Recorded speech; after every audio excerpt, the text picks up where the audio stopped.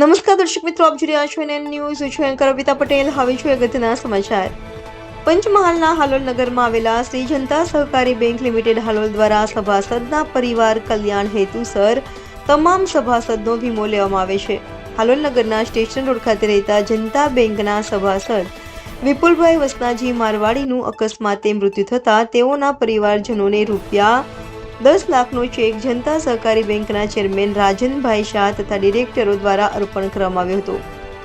Reporter Sohel Ghachi, NN news Halol. દર્શક મિત્રો, NN ન્યૂઝને લાઇક, શેર, સબસ્ક્રાઇબ કરો, બેલ આઇકન પ્રેસ કરો જેથી આપની નોટિફિકેશન્સ મળતી રહે.